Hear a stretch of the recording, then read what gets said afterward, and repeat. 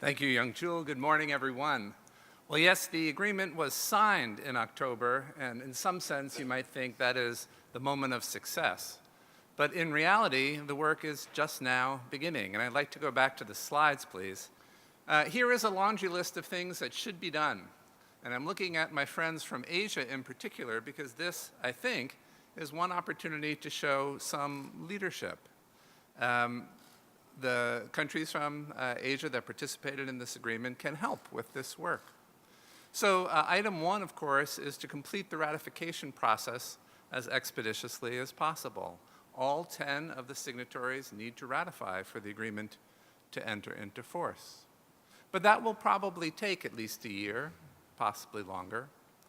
And so what we are recommending from the workshop yesterday is that there be a process to prepare for entry into force, that there should be meetings, science and policy meetings relating to this agreement as soon as next spring. And here is a notional agenda, things to do.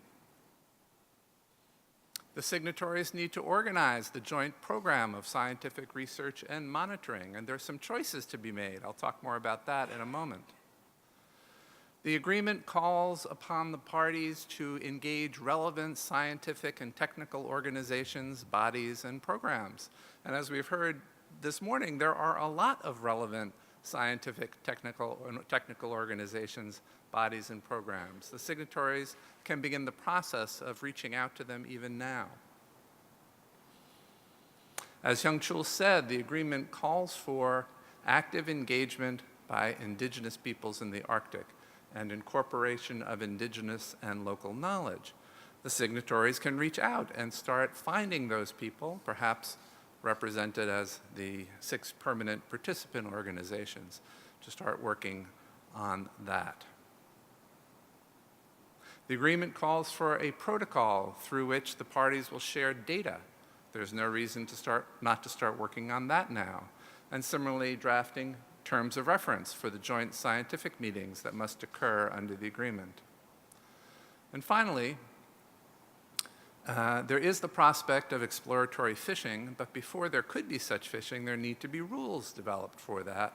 The signatories, even next spring, could start developing such rules. Next slide, please.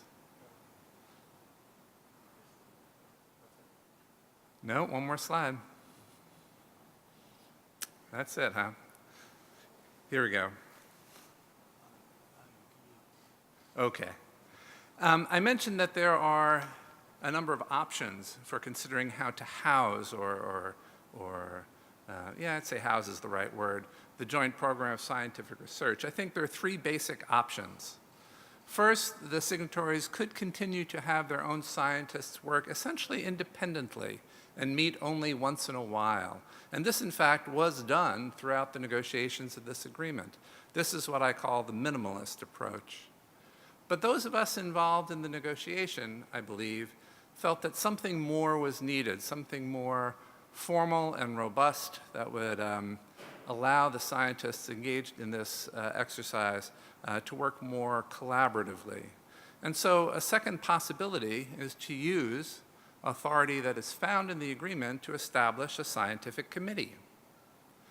Each party would appoint a scientist or two to such a committee. There would be agreed terms of reference, perhaps a small secretariat to help organize the meetings and take care of the other administrative aspects. And at least from the workshop yesterday, there was a strong feeling that this would be a good thing to do right away. And so when the agreement enters into force, that one of the first decisions the parties could make would be to establish the scientific committee. And for the longer run, one might consider establishing a new marine science organization for the Central Arctic Ocean as a whole. It could perform the functions related to this agreement and so much more. One could imagine a new North Pacific Marine Science Organization, a PICES, but for the Arctic, or an International Council for the Exploration of the Sea, an ICES, for the Central Arctic.